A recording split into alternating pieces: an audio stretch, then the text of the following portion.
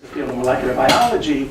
And when he was first moving his lab into biology, all his people in his lab were physicists, and so he wanted to bring in seminar speakers. So he brought in Oswald Avery, the person who discovered that DNA was a genetic material, and also won a Nobel Prize a few years after that.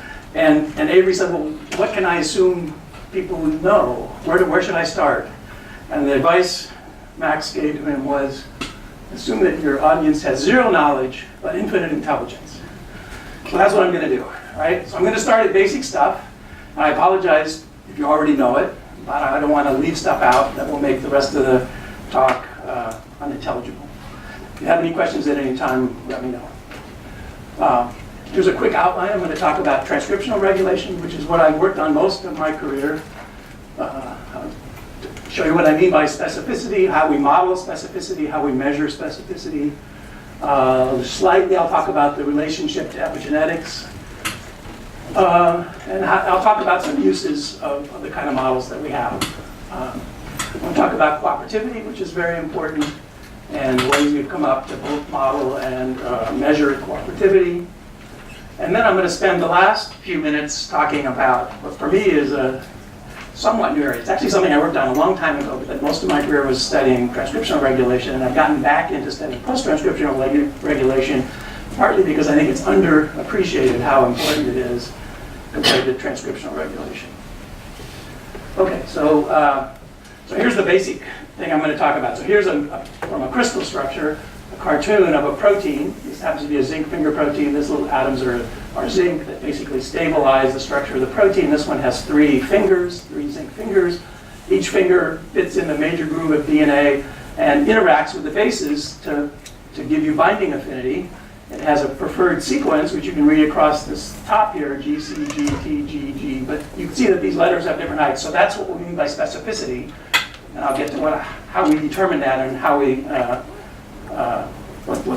what I mean by that exactly. So here's the simple model. This is the position weight matrix model, also known as just a weight matrix or a position-specific scoring matrix. This was actually, I invented this idea of representing specificity as part of my thesis work, so, well, I won't tell you how long ago, a long time ago. But the basic idea is, let's suppose I have a protein and I know that it binds to a 6-long sequence. How am I going to represent the specificity? Prior to our work, it was always just a consensus sequence. You know, it recognizes TA, TA, T, and I know it can tolerate 1 or 2 mismatches, something like that. But what we knew from the data at the time was that not all mismatches are created equal. You want to have the ability to recognize this is the preferred sequence, but if I make mutations in some positions, that matters a lot, and in other positions, it doesn't matter very much. So here's the basic idea. I just have a matrix of scores. I have A, C, G, or T, which could occur at any of the 6 positions in a DNA sequence. So if I give it a particular sequence, CTA, the score for that sequence is just the sum of the numbers, C in the first position, followed by a T, an A, a T, etc. I just sum up the elements of the matrix that correspond to that sequence. And obviously I can take this whole matrix and I can slide it to the next position, and I get a completely different score. This one, I can tell you this is the preferred sequence because it has the highest value in every column. So I can't do better than that. That will be the consensus sequence. But the important point, as I just said, is that instead of just counting the number of mismatches to the consensus, what I can see from this is that some positions are very important. If I change this A to anything else, the score is going to change by a lot. If I change this A to anything else, it doesn't really matter, right? So I can take this matrix and I can use it and I can scan across the whole genome and I can tell you, where are the most likely set of binding sites and so on. A way to think about this mathematically is it's a dot product. So given a sequence, what's the score of a sequence given a matrix is just the dot product of that. So this implies my sequence itself is just encoded as 1s and 0s. I have 1 for which base occurs in which position, and 0 for all the bases that don't occur. And it's just a dot product, right? So there's lots of mathematical tools for dealing with dot products, vector products, all that kind of stuff. And the other thing to realize is it's now really easy to add additional features when you think about it this way. So under this, one of the limiting assumptions, approximations, is it assumes the positions are all independent, right? Whatever score I get for having an A here doesn't matter what its neighbors are. So we made that assumption early on for simplicity.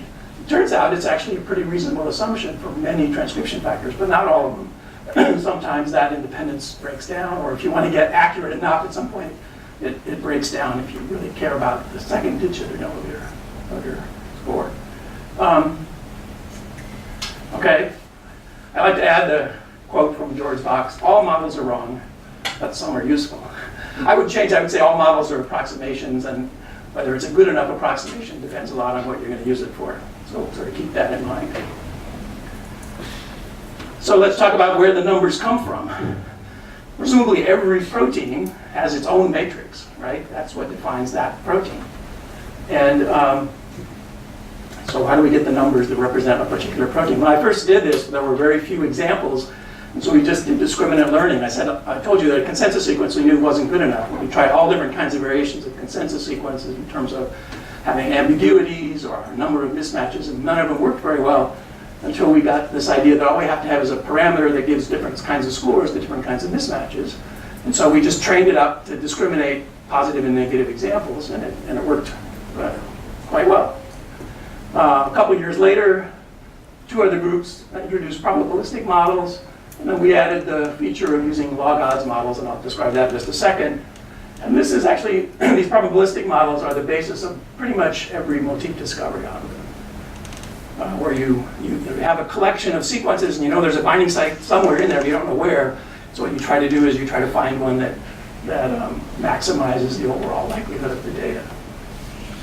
If you have quantitative data, so I not only have a set of binding sites, but I know that this one, and this one is 10 times better than that one, and 20 times better than that one, and so on, I can just apply regression. It's just a multiple regression problem, right? So if I have sufficient amounts of data, I can actually find the matrix that gives me the best fit to quantitative data.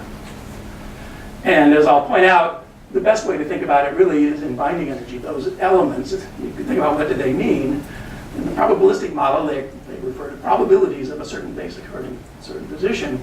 But that depends on other factors, like what's the protein concentration, or there are a number of complications I'll mention briefly later. But really, a binding energy model avoids a lot of those complications. So let me give you the basic idea. This is a very old slide, but I've used it for many years now, of the probability model. So let's suppose I had a collection of binding sites you gave to me. Here I've just lined them up and I've counted how often they have A, C, G, or T in each of the positions. This is old data from E. coli. It's the -10 region of the promoter. At that time, I think there were 242 promoters. So I just count how many have those things. I turn that then into a frequency or probability. So the columns now sum to 1. So we call this a position frequency matrix. Some people call it a position probability matrix. Some people call this a position weight matrix, but that's not how I use that term. So the literature is a bit ambiguous here. Anyway, this is a frequency matrix in my terminology. To turn that into a weight matrix, this additive function, right? I mean, if I just use the frequency matrix, so I want to calculate what's the probability of observing a particular sequence, I would multiply those numbers together. And as I showed you earlier, what I mean, the way I use a weight matrix is by adding the numbers together. So I'm just going to take the logarithm. So we're going to do one other thing is we're going to divide by what we expect by chance. So PB here is the background probability of each base. All right, so that's a set of baseline. So the numbers, so the bases that occur more than background get positive values. Bases that occur less than background get negative values. And that helps me decide what the boundaries are of my binding site, because outside of that, it's going to go to 0. It's going to just look like background, right? So let's see. So then we define something that we call information content. And here's one way to write it, but you can write it other ways. It goes by, in statistics, it's called Kullback-Leibler distance. In computer science, it's called relative entropy. In computer science, it's called relative entropy. It's a likelihood ratio score. But I think the best way to think about it is it's just the average of the score. Remember, given this weight matrix, I can score any particular sequence. So it's just the average over all my data, all my examples that went into it. That's the information content. And here I'm plotting it per position, but you can sum that up to get the total information content, which is related to how often you would expect to find a binding site in a genome, or a binding site of some score. And as I said, most motif discovery algorithms work by finding the alignment of sites that maximizes the total information content. It's a likelihood ratio statistic, and so maximizing that gives you the most significant pattern in your set of data. Okay, so that's some sort of background preliminaries. Here's this logo that I showed you at the beginning. This was invented by Tom Snyder after he left my lab. And what is shown here at each position, the total height is equal to the information content at that position, and then the letters are shown individually in their probabilities. So you get both kinds of information at once. There are other kinds of logos. I'll show you a different kind of logo that I've come to prefer more recently, but I'll get to that in a little while. As I said, we published a paper about a year ago saying, okay, this probabilistic model has a lot of nice features, it's easy, it's a good motif, just everything, but it also has some intrinsic limitations. As I said, what it really calculates is the probability of a given sequence, given that it's bound, but what one usually wants is what's the probability of bound given a particular sequence, right? So those are related by Bayes' rule, but in fact, it's not quite that simple because it depends on the protein concentration in a way that it's a it's a Fermi-Dirac distribution instead of a Boltzmann distribution for the physicists among you. So it's a little more complicated, and the effect of that is that even if the positions are completely independent, that is this assumption that the positions don't interact, if that's true at an energetic level, it's no longer true probabilistically. Probabilities are not necessarily independent, even if the energies are. So that's the main reason that we've gotten away from using it. And in fact, it can lead to the misordering. So even the ranking gets out of order. So it's not even monotonic. So then the question is, well, how do we get the numbers? If we really want to have an energy model, where does that come from? It's mostly going to come from in vitro binding experiments. So let me just back up 1 second and remind you or tell you what we mean by specificity as opposed to affinity. If I have one sequence, here's one DNA sequence, and this ribbon here, and that's my protein.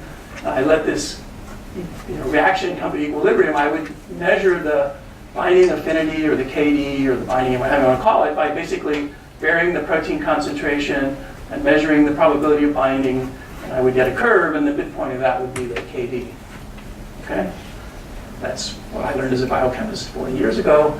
And that's the way people do it. If they have a protein in a sequence or two molecules and they want to measure the affinity, that's the way you do the experiment.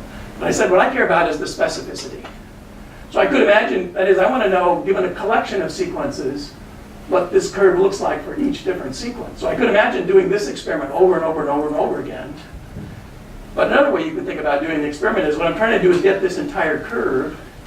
I can just take a slice through it at some protein concentration. Probably not even a known protein concentration, because this is, I didn't tell you that this is the free protein concentration. It's not the total, so it has whatever is free. And so I have some slice through this, and what I'm trying to do is estimate what this entire curve looks like. The other thing to remember is this axis is unknown. That's the axis I'm trying to get at. What is the binding energy of each sequence? All I'm really given is the binding probability, this axis, for each sequence. But together, applying some model, like the positions are independent and additive, I can actually fit all the data and come up with a curve like this. So here are a few different experimental methods I'm just going to go over very briefly. A student and I wrote a review a few years ago if you're interested in more details. There was a method invented by Martha Bullock 20 years ago now, where she made double-stranded DNA arrays that contain all possible 10-lone sequences on the array somewhere. So we take these arrays, and then you add your protein, and you have some way of visualizing where the protein binds. Like in this case, you have a fluorescent antibody to that protein. You can basically measure the intensity of the fluorescence at every spot in the array, and then from that data, try to estimate, what is the motif, what is the model that we're trying to estimate. Here's another method, and this I think has become the most popular method. In some ways, it's the simplest, given high-throughput sequencing methods, is you start with a random collection of DNA. These are often synthetic DNA that are random 20 or 30 base pairs long. It could be you take a genome and you chop it up randomly, but whatever it is, you sequence your initial pool so you know what's in that pool to start with. Then you have your protein of interest immobilized in some way. A couple other ways to do it, but this is the easiest way to think about it. And you just flow your DNA across it. Some of the DNA will stick to the protein. The higher the affinity, the higher the probability it's going to stick. And then some of it will be unbound, and you just throw that away, and you're left with the bound, and then you sequence it. And you compare what you got out after binding to what you started with. Now, in the early days, this is called CellX. In the early days, before high-throughput sequencing, you could only sequence 50 or 100. You didn't sequence very many. So since at this point, if you just did this once, there'd be essentially a lot of background. They would eventually amplify and do this several rounds to enrich for the sequences that were the most high affinity sequences. And that was really useful to find out what the basic preferred sequences is and what sort of variation it tolerates. But you lose a lot of quantitation when you do that. Here's a method I'm just going to describe very briefly. I'm not going to come back to it. Is I can pretend like an E. coli is a test tube. The advantage is I don't have to actually purify the protein. I only have to express it in E. coli. And I express it with a little tag on it called omega, such that this factor, which probably comes from some eukaryotic cell, if I express it in E. coli, it becomes an activator because it has the ability to bind to RNA polymerase. And now what I do is I randomize a piece of a plasmid upstream of a very weak promoter, and the cells only grow if they make this gene. I grow them in conditions where they need to have histidine. I don't give them any histidine, so they have to make this protein in order to grow. So what this is a way of selecting for good activator sequences upstream of a weak promoter. And so the stronger the binding site, the faster the cells grow, and you can, in the early days, you would just pick a few colonies and sequence, and now with high-throughput sequencing, you just scrape the plate, and the faster a colony grows, the more its sequence is going to show up in the end product. Okay. So these methods have now been used to great benefit by several different groups. And this is Martha Bullock's lab. They did one of these first ones where they took over 100 transcription factors and determined their specificity using protein binding microarrays. We actually did the first high-throughput CellX experiment. We gave it the name, but we only did one protein. We were mostly working on the algorithms and the technique. Then this guy, Topale, who at the time was in Sweden, had a group, and they started setting up a robotic system where they could run through lots of transcription factors. In the first paper, they only did about 20, just sort of demonstrating the method. And then in subsequent papers, they did 240. And then this group, this is Tim Hughes and some of these other people, a combination of methods ended up with more than 1,000. So now there are motifs, that is position weight matrices, for about probably a little more than half of the transcription factors in the human genome. So we're not completely done yet. Most of the ones we don't know about happen to be these zinc finger proteins that have lots of zinc fingers, and those turns out are really hard to deal with. So most of the smaller proteins, we know what their motifs are. One of my students who just graduated, Shushang, developed an expectation maximization, so it's a little different than the simplistic motif discovery algorithms I talked about earlier. It's actually applying this thing where because remember the binding sites are typically pretty small, but your randomized regions are 20 or 30 base pair long, so there's two steps in the process. You have to find where the binding site is on each sequence, simultaneously with optimizing the parameters. So he's doing a nonlinear regression combined with expectation maximization. And he showed that at the time it outperformed all the other algorithms. There's another algorithm or another program out now from Harman Bussemacher's lab that I think is equivalent in terms of performance. It's a slightly different algorithm. It actually has some advantages for some reasons. But anyway, there are a few methods now that can take this really enormous high throughput data and end up with pretty accurate models pretty effectively. So we have lots of motifs. So let me just remind you or give you a little math behind what I told you verbally. So this is the basic HT CellX, or Harman's lab call it CellX-seq. Those are essentially equivalent terms. We're going to sequence our initial pool. We're going to sequence what gets bound. And then what you do is you're going to fit. These are the parameters you care about. EI, that's the energy of sequence I. Here's sequence I. That's its energy, which we can model as a position weight matrix or a more complicated model if we need to, if we don't get a good fit to the data. Mu is our protein concentration, so that becomes a parameter of the model now. And so, and remember, we only care about relative affinity. So we're going to just pick some sequence and call that energy 0. And what we care about is how the energy changes as I start making mutations to my reference sequence. Okay? So in the end, this is, if I care about, I take the probability, my observed probability in this pool of sequence I, given that it's bound versus its prior probability, and I compare that to some reference, and this is the equation I have to fit. And I do that for however thousands of many different sequences there are in my data set. And you can do it. I mean, it's just a nonlinear regression problem. However, after we had published the initial algorithms and so on, I realized, I wish I'd realized earlier, but after we published the first set of papers, I realized there's a much easier way to do this. And that is, instead of sequencing the prior and the posterior, we sequence the bound and the unbound. So now we're comparing probability of sequence I given bound versus probability of sequence I given unbound. The equation, you can tell right off the bat, is a lot easier.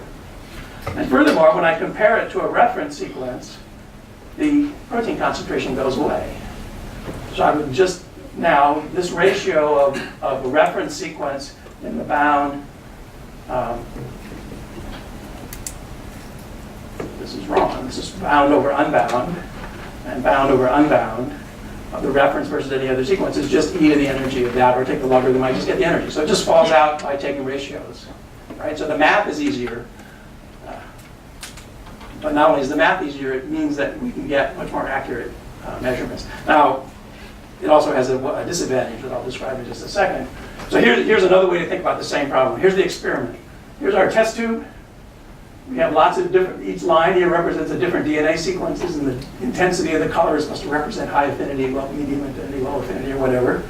And these little crescent-shaped things, that's the protein. And I let this come to equilibrium. So some of the sequences are bound and some are not. And then I have a way to separate them by running them through a gel. So I put electric current up, it drags the DNA through the gel because it's negatively charged, but it moves slower if it's bound. So I get two bands out, one of which is the DNA bound to a protein and one of which is the DNA free. Okay, how do I use that information? So here's the basic reaction we're talking about. The protein plus a sequence makes a complex, and that's at equilibrium, right? And what we mean by the affinity, or what I mean in this time is called the KD, the Ka association constant for a particular sequence. In order to do that, I would have to measure the concentration of the complex, measure the concentration of the free protein, measure the concentration of the free DNA, and that ratio is the association constant. But I told you I only care about relative affinities. So if I do this for lots of different sequences, the first thing is the protein concentration drops out. And I'm just left with the concentration of each sequence in the bound and unbound, bound and unbound, bound and unbound. And I can do that just by cutting those things out of the gel and sequencing. With high-throughput sequencing now, I can do thousands of, my initial pool can contain thousands of different variants. Now, in the CellX, we could assay millions of different variants. So that reduced the ability to sequence a really wide range of things, but I get much more accurate numbers. So it helps in this case to know what the reference sequence is to start with, because then you can make variations around the reference and determine how much it costs you for every single variant you make around that reference sequence. But so it's not quite as high throughput, but the accuracy we think is worth it. But the separation has to be done by hand. Well, in this case, so the reaction is just a mixture of DNAs in this, and then you just run it through a gel. I don't know if you're familiar with gels, but it's usually a polyacrylamide gel. You put the mixture at the top of the tube, you apply voltage, and they separate through the gel. And you just cut them out, cut out the two bands, which you can visualize, because the DNA is fluorescent, or there are ways to visualize it, and cut them out and send them off to the sequencer. So here's just an example. So I'm showing you a different kind of logo, where instead of showing you probabilities and information, I'm actually plotting the energy. And I make the point here, this is minus energy, because every physicist knows that the lower the energy, the better, but every biologist likes the higher the score to be better. I'm just plotting minus energy. So the best sequence you can just read across the top. But now I'm actually plotting the energy differences. I've just defined, in this case, the mean to be 0. Remember, I set a reference to be 0, because then all the other energies would be positive. But then if I plotted that, the reference sequence would go away, I wouldn't see it. So what I'm going to do is for every position, I'm going to set the mean to 0, and now the good guys are on top and the bad guys are on the bottom, but I get to measure how much the difference in energy is for any mutation away from the reference sequence. And in this case, I bring this up because in a recent paper we published just last winter, my postdoc, James Lowe, showed, he invented this spec-seq method, but he showed you could also use it to study epigenetics, what the effect of methylation of DNA is on binding affinity. So, and it's really easy to do with these energy logos. It's harder to figure out how you're going to do that in a probabilistic logo, because what's the background probability for methylation? It's sort of tricky how you define that. But here we just say, okay, I get a certain energy for A, C, G, or T. If this C and G are methylated, I get, in this case, it binds a little bit better. Okay, if it bound worse, then the M and the W would be below. I should say the M means the methylation on that C, and a W means the methylation on the other strand. Right, because I'm only showing you one strand, but it's obviously double-stranded, so a W is an upside-down M, right?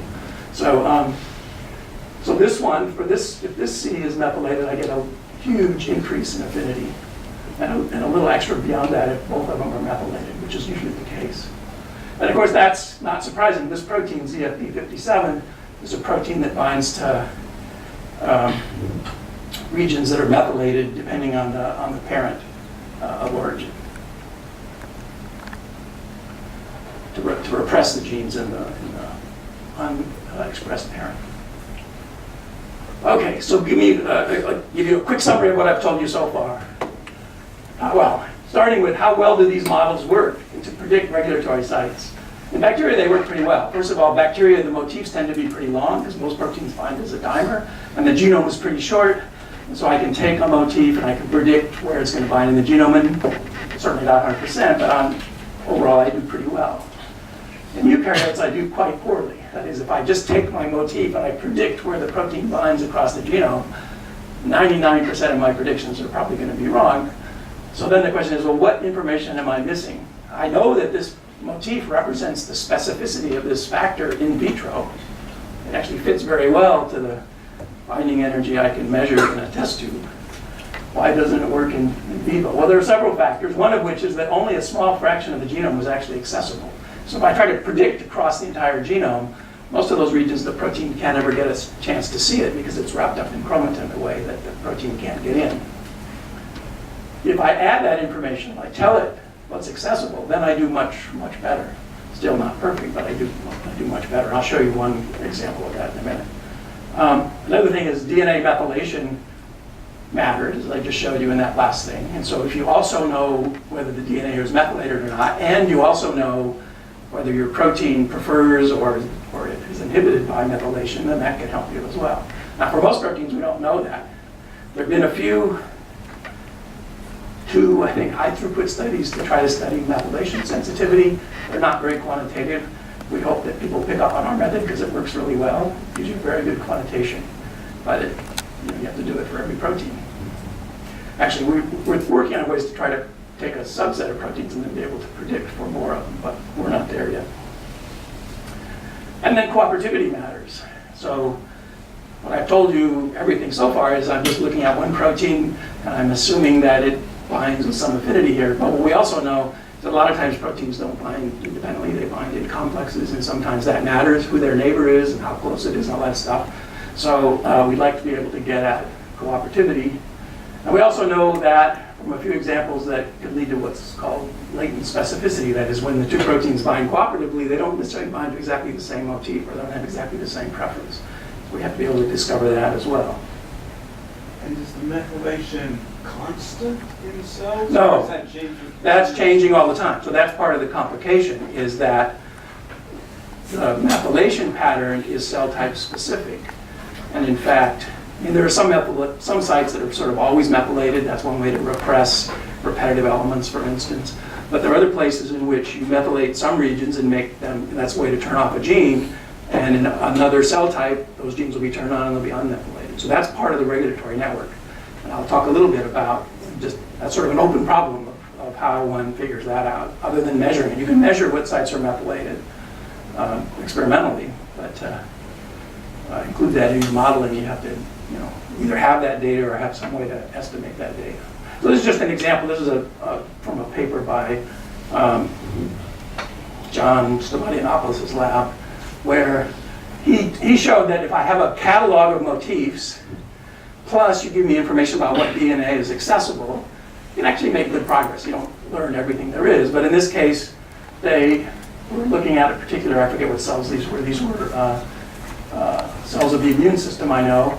And if you look at this one gene, IRF1, that's interferon regulatory factor 1, so it's stimulated under infection conditions. If you just look in a small region upstream of the transcription start site, and you know what regions are accessible, and you have a catalog of motifs, it ends up identifying a set of factors that probably regulate that gene. So it sort of shows the input to the regulatory network. And then you can take that protein, and you know what its motif is, that's part of your catalog, and you can predict other genes that are regulated by that protein. So you can sort of work out the regulatory network just by starting with a catalog of motifs and information about what factors are expressed in that particular cell, plus the accessible region in that cell. Now this is far from perfect, but it showed that at least, as we get more and more data, more and more complete information about motifs, we also know that enhancers can be a long ways away, so I have to be able to connect enhancers that are far away from the promoters they regulate, and that's other kinds of information you can get experimentally. You can start working toward this and making regulatory networks by using the combination of motifs, accessibility, things like that. You can also do things like take motifs and try to understand what happens in disease or in variations between people. So this is a particular gene, SDHD. This is the promoter region of that gene. And it was known that this is from melanoma cancer data. It also turns out that mutations in this particular region also are very common in other kinds of cancers, but they were specifically looking at melanoma cancers. There were 3 different mutations that occurred many times in patients with melanoma. And they all occur, you'll notice, in this same sort of pattern. So they said, well, maybe all of these mutations, so any given patient is only likely to have one of these mutations. But if you take all the patients together, you see this high enrichment for mutations in one of those 3 spots. And they all fall into the same pattern. And if you have a motif catalog, you can say, oh, this looks like an ETS factor. And in fact, based on what factors are expressed in that cell, they hypothesized that it was this ELF1 factor. And this is just showing that the expression of this gene goes way down in the mutants that have these, any of these mutations, the expression of that gene goes down, so those positions are presumably important for the expression. If you correlate the amount of ELF1 expression with the amount of the gene expression, so here's the gene expression and here's the expression of that factor ELF1, when these sites are there, that is the wild type cells, it correlates quite nicely. When these sites are mutant, there's almost no correlation. Okay? And then finally, patients who have mutations have a much lower survival rate. So this sort of all fits together in a model of what's happening in these particular cancer patients. That why are they not healthy? Okay, so this brings me back to the idea of cooperativity. Given that we developed the spec-seq method, this method of separating bound and unbound things and sequencing them and learning the specificity of a protein, I was reminded of this paper, which was published in 2012 by Ralph Yao, who's sitting right here in the audience, who was at Singapore at that point. He then moved to Guangzhou, China, and he's now here in Hong Kong. He's across the strait. He's been here, since May? We actually just met for the first time, although we've been collaborating for a couple of years now, but the first time we actually met face-to-face. Anyway, he had this very nice paper to specifically quantify cooperativity between SOX and OCT proteins. So these are proteins you probably heard. They're involved in various developmental processes. They're some of the factors that people use to turn cells into pluripotent stem cells. You put them in things. So they're important factors in lots of things. And so if you just look at their motifs, they often occur close together. So they thought, well, maybe there's some cooperativity going on here. And the kind of experiment they did was they ran one of these gels with this is the free DNA, this is the DNA that's bound by one of the factors, the other factor, or both factors. So this looks like what we did with SPEC-seq, except now we have 4 bands instead of 2. But, as they pointed out in their paper, if you quantify these things, you can actually measure the cooperativity between these factors. Now they did this, they used OCT4 and 11 different SOX proteins, and they did about 10 different sequences. And each sequence was done in a separate lane. Okay, so they got information for several different protein pairs over several different sequences. And it was a very nice paper, but when I saw it, I thought, I bet we can do this more efficiently. And so we took our basic idea of SPEC-seq and we turned it into COOP-seq for cooperativity by sequencing. So here's the same experiment I showed you before, except now that each one of these DNA sequences has the binding site for 2 different proteins. So I'm going to mix both proteins together, the red protein and the blue protein, and a collection of sequences. Then I'm going to separate them on a gel, and I'm going to cut them out, and I'm going to sequence them, just like with SPEC-seq. But now I get to not only determine the specificity of individual proteins, so this is protein X, and if I just compare this band here, protein X and the unbound, I would get the specificity of protein X. I can bind just protein Y, I get that by comparing that band to that band. But I also get this other band. And what I mean by cooperativity, or the definition, mathematical definition of cooperativity, is what is the binding affinity of protein X in the presence of Y versus by itself. Does Y help or hurt, or does it not matter? And so if omega equals 1, that is the ratio is the same, it says they're independent. Doesn't matter. If it's less than 1, that says they're competing in some way. In fact, if it goes to 0, that says they're completely complete. They're mutually exclusive, only one combined. But what we mostly care about is when omega is greater than 1, because then it says that, okay, these proteins like to bind next to each other. And if one binds, then the other one is more likely to bind than if the other protein wasn't there. So that's what we mean by cooperativity. And I should say this equation was taken right out of Rolf's original paper, but now we can do it in a high throughput way. That was the idea anyway. So I contacted Rolf by email, and I sent my student, Kenny Chang, to his lab. And he spent a month there. And this is the experiment that we came up with. So an OCT protein plus a SOX protein. We're going to mix them together with a library of DNA. So here's the SOX binding site, here's the OCT binding site. We do a little bit of randomization. I don't know if you can see it. There are ends in here, usually only 1 or 2 positions at the end, because we thought it might, when they bind cooperatively, it might actually change the specificity somewhat. So we did a little bit of sequence randomization. But mostly what we were interested in is how the cooperativity varied as a function of the spacing between the sites and the orientation. So there are 4 possible orientations, and we tested a variety of spacings between the sites to see what effect those have on cooperativity. Here's an example of the gel that came out.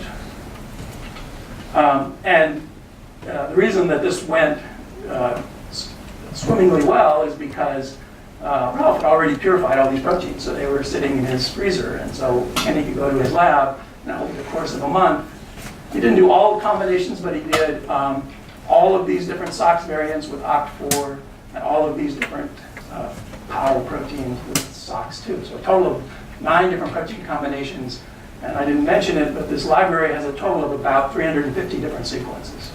So now instead of doing 1 sequence at a time, where every lane of a gel has 350 different sequences, and we're learning the cooperativity across that entire set per lane of a gel. So this entire experiment of 9 protein combinations, 350 sequences, could be done in 1 gel. Now I think he did, well, I mean, he repeated it and all that kind of stuff to get measurement accuracies, but nonetheless, we got a lot of data in a pretty short period of time. The hard work was purifying the proteins, which Ralph had already done. So for Kenny, the experiment was sort of half done when he arrived. The paper has a lot of information. I won't go into all that information. I'll just show you one graph from that paper. And this is, unfortunately, my scale here of the spacing got left out. So 0 is right here. That is when the 2 motifs are right next to each other. And then it goes out to a space. Oh, here's the spacing. It's written up here. So 0 is here. So that is the 2 motifs are adjacent to each other. And what was already known that SOX2 and OCT4, this one here, have a high cooperativity. This is now log of the cooperativity, so you can think of it as an energy value. right? It's how much energy you get from cooperativity. So it's the log of the cooperativity value. So this is over 2, so e to the 2. So it's about a 10, 15-fold increase in binding for one of the proteins when the other one's already bound. There are other proteins like SOX17, SOX18 that actually don't like 0. They actually like a -1. The motifs overlap a little bit, and that's what the proteins prefer to bind to. Furthermore, you can convert SOX17, the wild-type version, you can convert it to act like SOX2 by just changing 2 amino acids. So it converts to preferring an overlap motif to now it prefers the adjacent motifs. But furthermore, you can see how the cooperativity varies. Basically, they become independent. There's a little blip here at +3, but more or less they become independent, binding independently, except for these cases at 0 and -1. So a lot of information comes out of a single experiment. Ralph's lab has gone on to do this for 2 other proteins that are involved in important processes. These are genes important in regulating neuronal development, ACT6 and SOX2. The interesting thing here, and I didn't make a picture of it, but the interesting thing is that the motifs for the proteins were known independently because they've each been done experimentally to determine their independent motifs. When they bind together, when they bind cooperativity, the preferred sequence actually changes. So this is an example of latent specificity where when they bind, and he has a picture in his paper that I didn't include, that when they bind, it alters how they interact with the DNA such that it now prefers a different sequence than when it binds on its own. So it's not only the fact that you get increased affinity and energy when they bind next to each other, but the preferred sequence actually changes. And in terms of the functionality, when they bind together, do these tend to both activate the expression or repress the expression? These are activators, I'm pretty sure. They're mostly activations. They're mostly activations, yeah. So this means that the activation is more facilitated than? So my lab is focusing really on those transcription factor families, and also we also do like mutation to those factors that changes whether they can dimerize or not. And indeed, when you disrupt the dimerization, you disrupt function. So we do this IPS reprogramming experiment a lot, and when you introduce a mutation that enhances dimerization, you can enhance the induction of pluripotent cells, and when you disrupt it, you can completely abolish it. So yes. So this type of interaction with the SOX-OP factors are very important for their functions. Yeah, but right. He knows a lot more about this than I do. We're actually co-authors on this paper because we helped develop the method, but he knows all the biology behind it.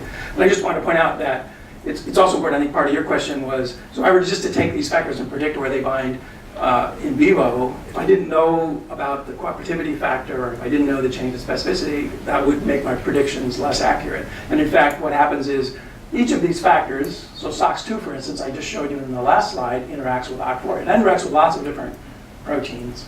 And so what that means is you have this sort of combinatorial regulation, and some promoters that have sites for SOX2 and OCT4 in a cell type where they're both expressed will bind those. And another cell type in which ACT6 they'll work differentially. So it's the combinatorics that comes to the fore here. But knowing the information about the cooperativity as well as the independent specificity, the latent specificity, all that matters in making reasonable predictions about what's happening, how they work. Okay, so this Topales group has done a survey of, they started with about 130 transcription factors. They looked at all possible pairs of them, and they found that about 3% of them show significant cooperativity, and that is just as an enrichment. So this isn't very quantitative. They don't really measure the cooperativity itself, but they see there's an enrichment for these 2 factors binding with a specified spacing, preferred spacing. So that says, well, if we look at, there are a total of about 1,500 transcription factors in the human genome, so that's 1 million different combinations, so they only sampled about 1%. We're missing a lot of information right now, even if we knew all the motifs, which we don't. I said we know roughly half of the motifs for the factors. By not knowing how they interact with each other, which ones cooperate with each other, we're really missing a lot of information. And the hope is that as this information accumulates, we'll do better and better at making predictive models. Yeah. See, but the cooperation between pairs is all you need, right? You don't need to. Well, we don't know. The best we can do, DNA is, of course, linear, and so at the moment we're thinking that cooperativity is mostly mediated by protein-protein interactions or short-range modifications to the DNA structure. And so I could imagine that maybe these 3 or 4 proteins, but presumably it's the neighbors that cooperate. So this one doesn't cooperate with this one without the ones in between. That's a hypothesis that's likely to be true, but I can't guarantee it.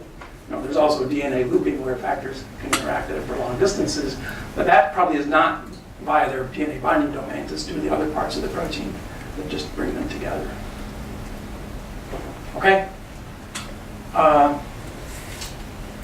So the summary of everything I've talked in part 1, and I'm way past halfway through my talk, don't get too upset. It's just that there are good methods for determining specificity and cooperativity and even epigenetic effects.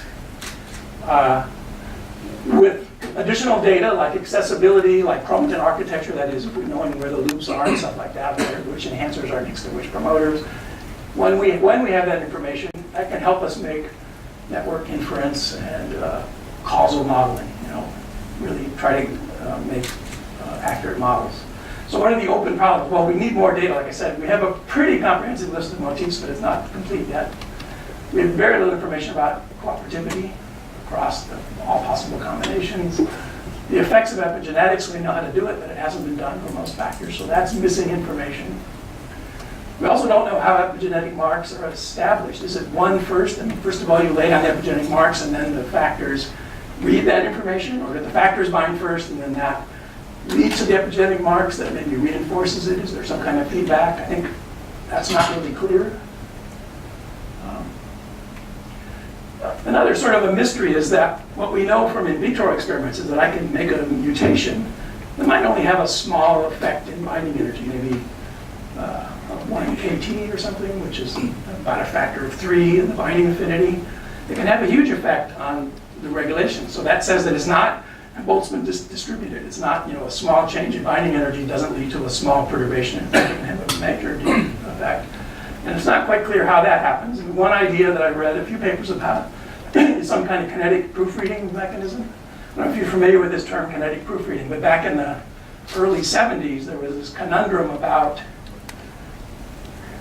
how is protein translations as accurate as it is. That you only make an error by putting in, for instance, isoleucine where valine should go about 1 in 1,000 times, or probably less than 1 in 1,000 times, maybe 1 in 10,000 times. If you look at those 2 amino acids, they only differ by 1 methyl group. That doesn't give you very much energy for making such a big discrimination. So it was found that the way the ribosome does this is it has this kinetic proofreading step. It has essentially a 2-step phase where it gives the opportunity to reject the bad guy twice, but there has to be an energy barrier, so it's not all at equilibrium. You have an energy barrier in between that costs you energy.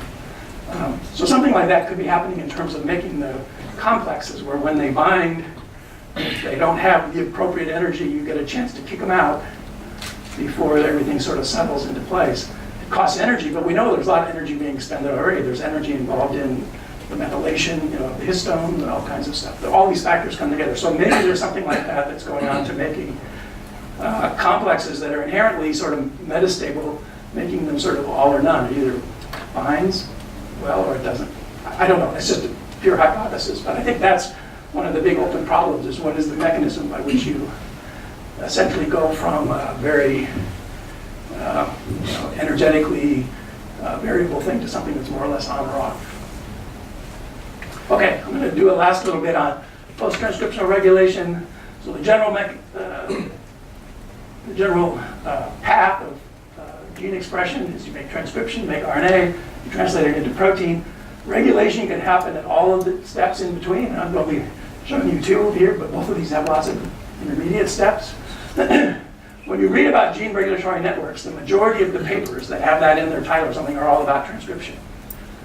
So they're all about this step here. In fact, they're really about the initiation of transcription. And they're sort of assuming that this stuff doesn't matter, but it does. And I'll show you, there are examples of that. My guess is that actually, when we know everything, there's actually more post-transcriptional regulation than transcriptional regulation, but that's speculation on my part. Of course, you can't do post-transcription unless you start transcription, so that always has to be first. But then there are lots of ways to affect things that once they've become initiated. I just talked a little bit about this. You can think about pre-transcriptional regulation as before you get started, what are the modifications, the epigenetics, the nuclear architecture. Then you start transcription by recruiting transcription factors. You make modules, that is combinations of factors working together. You have looping of chromatin, etc. All of this leads eventually to genes being on or off, or maybe just at least quantitatively up or down. Once the RNA is made, then you have all the different possible steps. You can, of course, modulate translation. A messenger RNA can be there and be translated or not. You can splice it in lots of different ways. So I consider that post-transcriptional regulation, because you've started the transcript and now you make different genes out of it. You can modulate termination. You can modulate the stability of the RNA. Maybe it turns over really rapidly or not very rapidly. You can modulate where it's translated, and maybe some genes are only translated in the axons and neurons, and some are translated in other compartments, mitochondria and so on. You can edit the RNA, you can do frame. There's a variety of things that you can do to RNA after you've initiated its thing. And there's a lot less work. I mean, I don't want to give you the hint that nobody's working on it. There's a lot of people working on it, but we know tons more about transcriptional regulation than we do about post-transcriptional regulation. So my lab has started switching to focusing on some of this. There are a variety of ways to do regulation. You can do RNA interactions, like microRNAs, long non-coding RNAs, other ways in which two RNAs can come together and regulate the expression. You can also have proteins that bind RNAs, like you have proteins that bind DNA. Proteins that bind RNA, certainly that happens in terms of splicing, regulating translation, editing, all kinds of things are mediated by proteins binding to RNA. RNAs can also regulate themselves. I'll talk very briefly about something called riboswitches that I don't know if you've heard about or not. It's a really interesting phenomenon that's relatively recent. I mean, we really don't know how widespread it is. In bacteria, it's quite widespread. Only a few examples have been detected in eukaryotes, but that may be because they're hard to find. For many of these things, not all of them, many of them, the motif, and we talked about the motif for a DNA binding protein. You make a motif for an RNA binding protein, and sometimes they're simple, just like DNAs, but sometimes they depend on the structure of the RNA. That makes them much harder to find, harder to model in general. Here's a paper from several years ago that just took, I think, 205 RNA binding proteins. These are proteins that are defined to be RNA binding because they have a so-called RNA recognition motif in the protein. So they just took them and they did one of these kind of high throughput things to identify motifs, and you can find motifs for lots of them. You notice that these are often degenerate and they're often short. They're almost always short. And so right off the bat, you can look at something like this and say, that can't be the whole story. I mean, if I just ask for how often do I see a UU, a couple of bases and another UU, that's going to occur everywhere, right? How can that be specific? Well, it's specific because that's not the whole story. These proteins are binding to RNA, but they're interacting with other factors. Maybe it depends on the RNA structure. There's lots of other information that's missing from this. But nonetheless, people are working on determining motifs. In this case, it's a pure sequence motif, not a structure motif for some of these factors. Now this 205, this is actually from several different species. In the human genome itself, there are predicted to be at least as many RNA binding proteins as DNA binding proteins. So that's more than 1,500 probably. And we know the motifs, that is the recognition motifs for a small fraction of them. But what I really want to talk about is sort of auto-regulation, where proteins regulate their own expression. And we don't know how often that happens in higher eukaryotes. It happens quite a bit in bacteria, so I'm going to give a few examples from bacteria. And I think the reason we don't know about it in higher eukaryotes is either it doesn't occur, I could be wrong, but my speculation is it does, and we just haven't looked for it in the right way.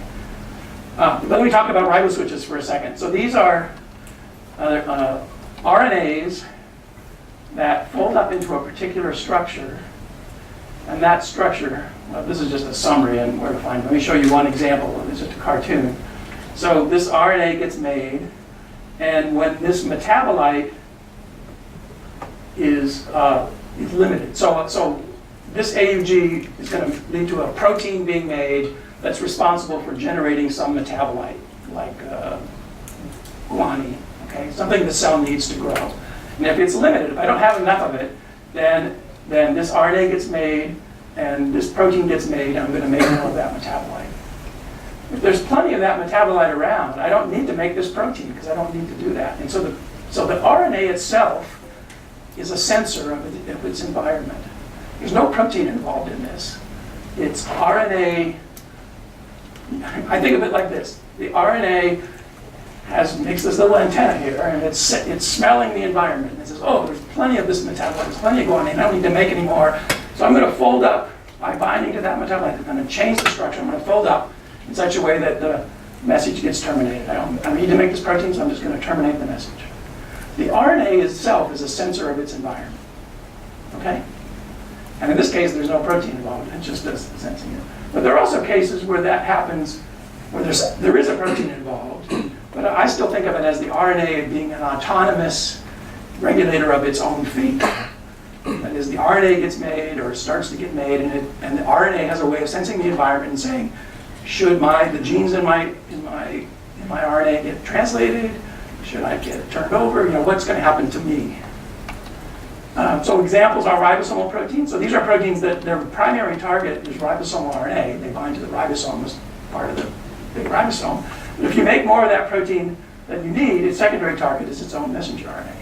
It's RNA. The protein hasn't had to do any evolution whatsoever. Its RNA has evolved that it can recognize when that protein is in excess. I made more of it than I need, so I'm going to turn myself off. Same thing is true of tRNA synthetases. In eukaryotes, there are a few splicing factors that are known to do that, to regulate their own synthesis. If that splicing factor is plenty abundant, I don't need to make any more of it, then it alters its own splicing such that I can make more of the protein. But let me talk about two examples, and I'll just show you a couple pictures of translation initiation and release factors. So these I think, are really cute, if you will, clever ways that evolution has come up with a protein regulating its own expression. So RF2 is a release factor that recognizes the stop codon UGA. So the ribosome's translating along the message, and when it gets to the end of the message, if that message ends in a UGA, this protein comes in and terminates. It releases the ribosome, releases the protein. There's another one, RF1, for the other stop codons. But for the UGA stop codon, it recognizes, RF2 recognizes the UGA stop codon. Well, when people sequenced the RF2 gene in E. coli, they were shocked to find that there's a UGA right in the middle of the gene, in frame. So what that says is the ribosome's translating along. It comes to this point, what's called ORF1 here, right in the middle of the gene, and there's a UGA there. So if this protein isn't abundant, then it just terminates. It says, I don't need to make more of this protein, so I'm just going to stop. I'm going to make a little peptide, and I'm going to stop. Well, what happens if RF2 is limiting? The ribosome comes there, it cuts to this UGA, it can't release because there's no release factor around. It sits there for a little while, and then it does a frame shift. It switches into a new reading frame and continues the protein. So it makes more of itself when it needs more of itself. Here's another example, IF3. IF3 is involved in recognizing the AUGs that are used for translation initiation. It is the only gene in E. coli that has an AUU as its start codon. So ordinarily, one of the functions of IF3 is to all the potential, AUUs that are downstream of the Shannon Garno could be used for initiation, except that IF3 says, no, this isn't good, go someplace else. It tells the ribosomes to translate someplace else. Well, if you're low on IF3, then the ribosome will actually translate itself at some low level that's sufficient to make an IF3. So these are cases where the messenger RNA has gone through some evolution, and it's found a solution to the fact that without the protein doing anything different than it normally does, the messenger RNA is now sensitive to how much of that protein is around, and if there's not enough, it makes more. So you can sort of summarize this idea that gene X, when its activity is high, its expression is going to be low, and when its activity is low, its expression is going to be high. And there are lots of ways in which one can imagine this happening, and I said there are several examples that are known in bacteria, almost none in eukaryotes.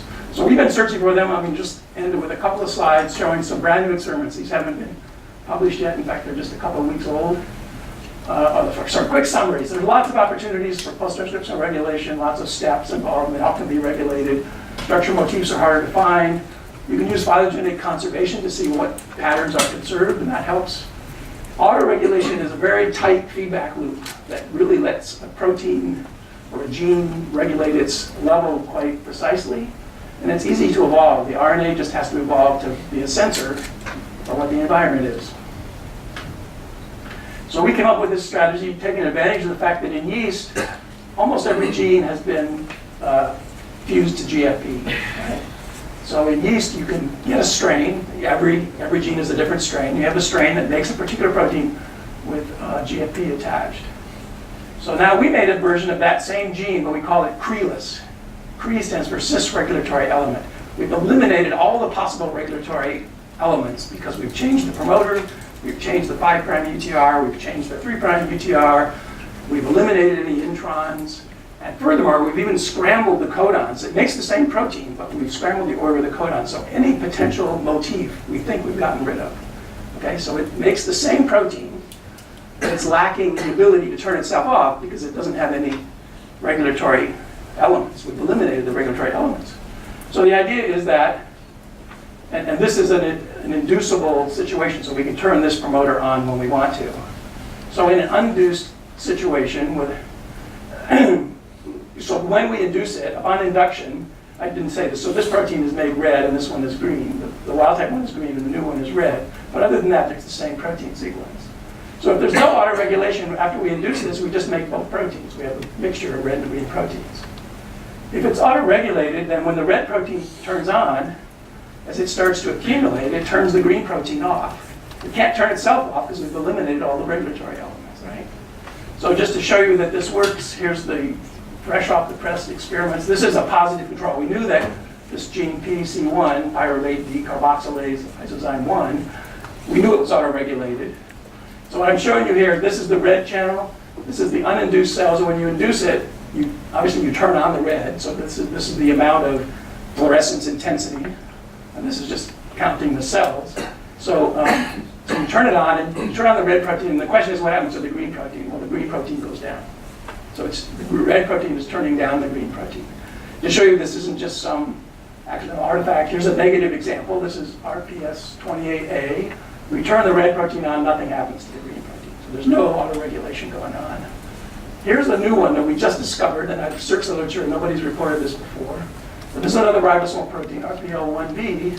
When we turn the red protein on, the green protein goes down. This is a log scale down here, so its synthesis has gone down by about a factor of 50. I think this is over about 10 hours of induction. So I think we've really essentially completely turned off the green expression by turning on the red protein. Okay, that's the end. I think so. We're going to use this to try to discover new examples of autoregulation in yeast. We're thinking about how to do this in higher eukaryotes, and it's not so easy. We don't have GFP of all the strains, and even if we did, it's still not as easy an experiment. But we're thinking about ways to do it. Here's the people who did everything. This is Kenny, who went to Ralph's lab and did the CookSeq stuff.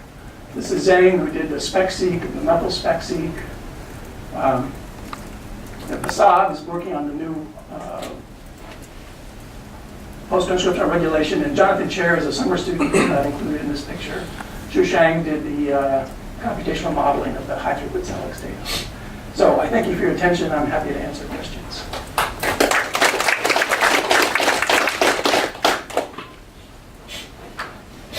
Yes? So let me just read you a quote from an article by Gerstein's group published in 2012 Okay. on the ENCODE project, which is sort of infinitely more than I do. Transcription factors bind in a combinatorial fashion to specify the on and off states of genes. The ensemble of these binding events form a regulatory network constituting the wiring diagram for a cell. Now, if I understand you correctly, a lot of, at least the second part of your talk, is saying that's not really the whole story. Is that Exactly. You got it right. So you don't agree? Well, I mean, you can have. I couldn't imagine writing that sentence because it's a very strong sentence, but can you just comment on what the thinking is and your thinking concerning? Well, you could make that incomplete statement more complete by adding some modifiers. You could say what you end up with, given what he said there, you end up with the transcriptional regulatory network of the cell. And I said before, when people talk about regulatory networks, that's usually what's mean. So he's not the only one to do this. If you go to any review article in which the title is regulatory network, they're almost always talking about transcription. And my point is, one of my points is, they're missing them. I don't know how much they're missing. I think a lot of these people, and I might have been one of them 10 or 20 years ago. Although, like I said, I actually worked on... responsible for it.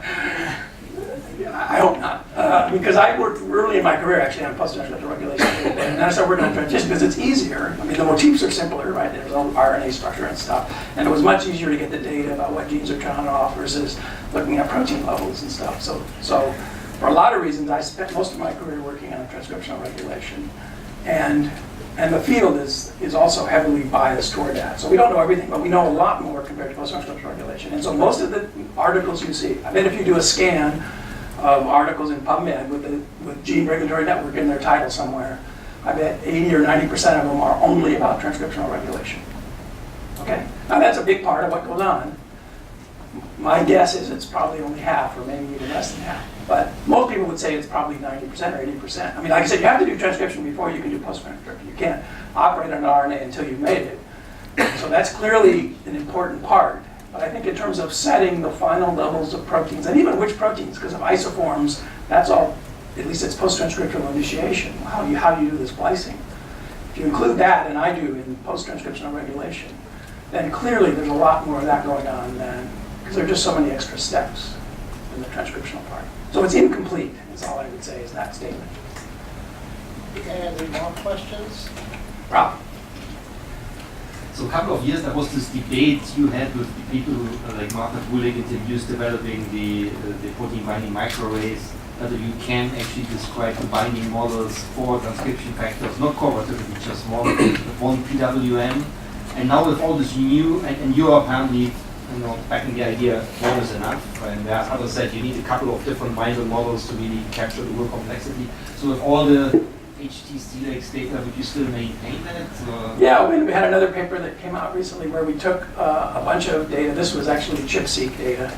But yeah, so this argument around is first of all, there are several parts of this argument. One is how good is a PWM, because it makes this assumption that the positions are independent.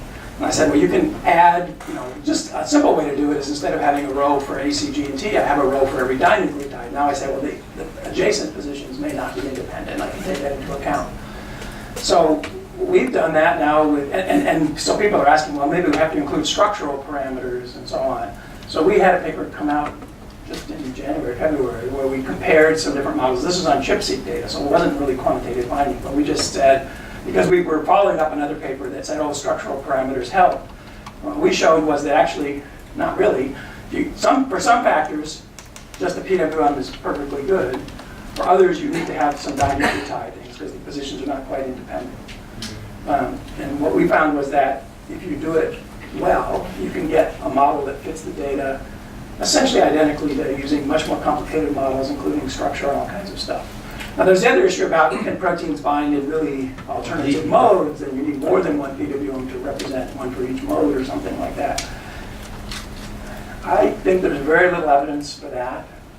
It turns out that the first paper from Martha's lab that made that claim, the science paper, they tried 3 different algorithms, and what they showed was none of these algorithms was able to come up with a good enough motif to fit their data, but if they used 2 motifs, then they could capture the data. We took exactly the same data, and that was our first paper, this BMO method, binding energy estimates by maximum likelihood, that fit this biophysical model. And what we showed was that in every single case, that model fit the data better than their best model. So that says all of their algorithms were suboptimal.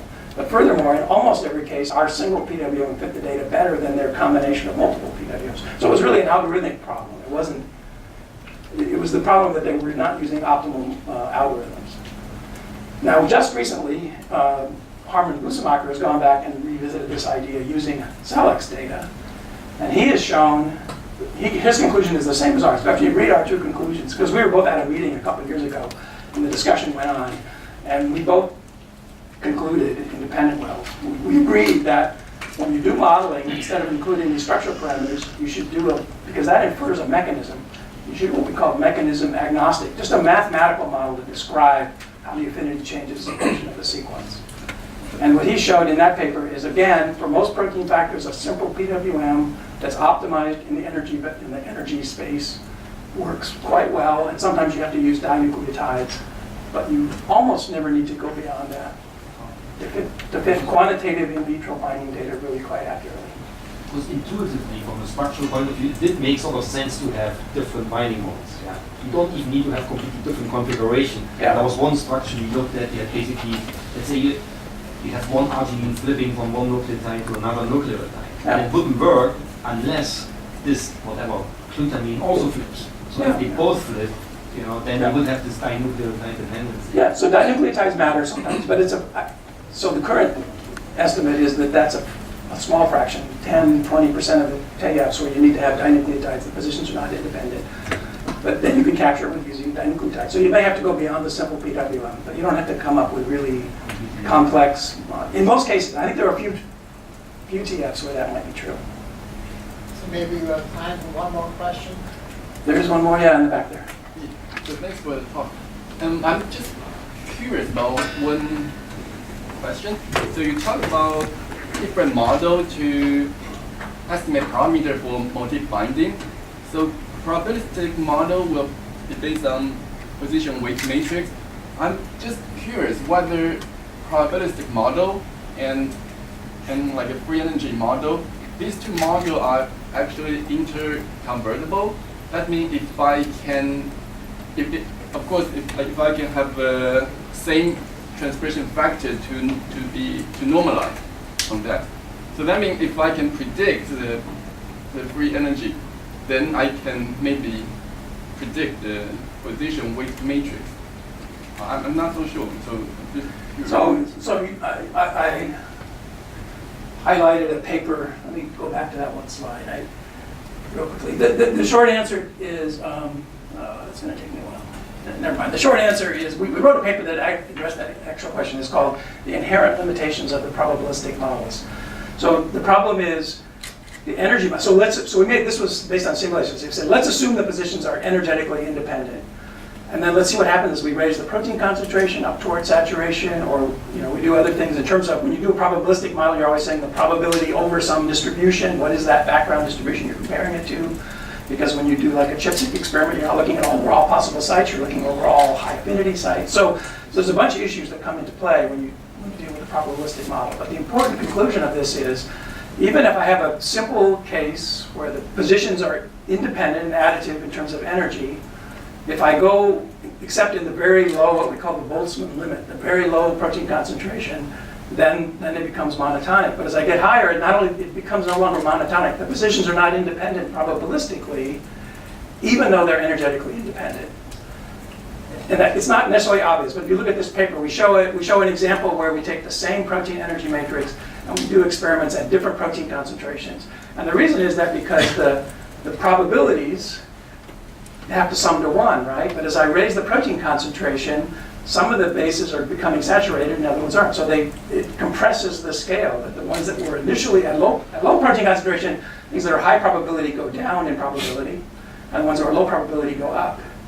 And so everything gets compressed, but I'm also normalizing the positions independently.